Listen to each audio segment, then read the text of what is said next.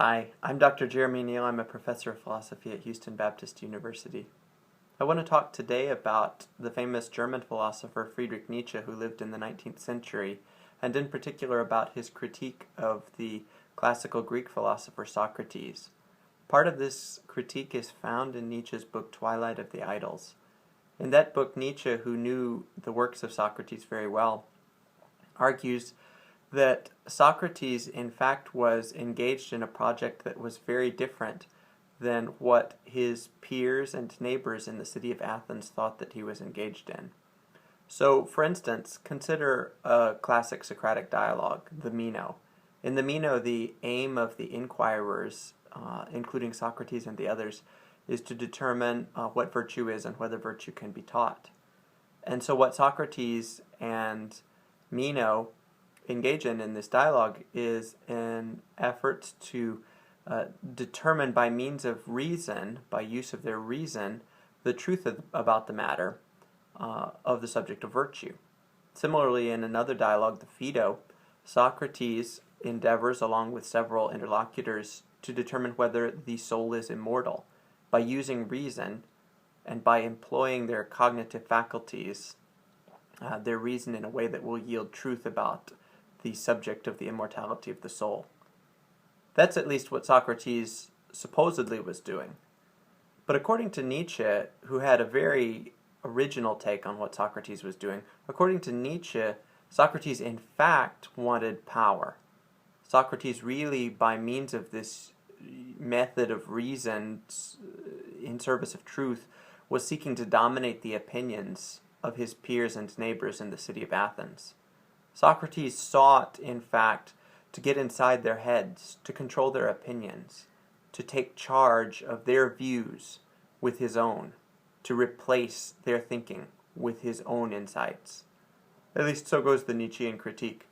So Socrates supposedly, at least his peers and neighbors believed, that he was embarked on an objective quest by means of reason to achieve truth. But in reality, Socrates was actually doing something far more deceptive, which was to make his neighbors and peers think that he was using reason to achieve truth, while in fact using the method of reason and the idea of truth as a way of controlling the opinions of others. Now, Nietzsche famously is not a fan of the concept of truth. Nietzsche is a perspectivalist who believes that there is no privileged perspective on certain topics, rather there are different perspectives that are capable of being offered on different philosophical topics, and Socrates' perspective was just one perspective. And thus Nietzsche believes that what Socrates is doing is actually peddling a lie about the nature of truth, namely that there is a privileged perspective. Finally, one more comment on Nietzsche's famous criticism of Socrates.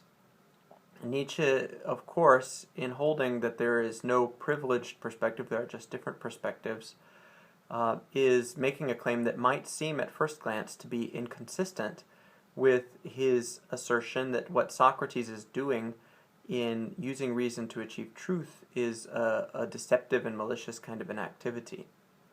Well, yes, it's true that Nietzsche is making a value judgment about Socrates, but at the same time, in fairness to Nietzsche, it's probably important for us to recognize that Nietzsche is just offering a particular perspective on Socrates, and not necessarily a perspective that he would consider to be better than any other perspective on Socrates. So in that sense, Nietzsche is telling a story rather than purporting to have the definitive gloss on Socrates.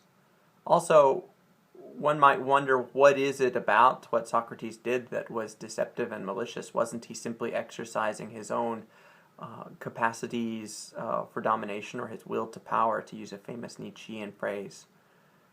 Yes, it's true, but the problem that Nietzsche seems to have with what Socrates was doing is that Socrates was trying to do it surreptitiously by deceiving his peers, his interlocutors, about the use of reason in service of truth, and therein lies the Socratic lie and the effort on the part of Socrates to deceive others.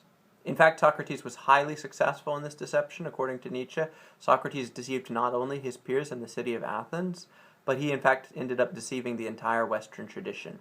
Philosophers down through the centuries in the wake of Socrates, be they philosophers like Aristotle or the Stoics, Augustine, Aquinas, Descartes, Leibniz, Hegel, Kant, philosophers down through the centuries have all assumed that there is such a thing as truth, or the truth about the matter in certain philosophical subjects, and that it is possible by use of our reason to achieve that truth. Nietzsche's great contribution as a philosopher is that he is the critic of the entire Western tradition, an iconoclastic figure who asserted that the whole Western tradition was mistaken in its belief that the use of reason could yield truth in matters of philosophical importance.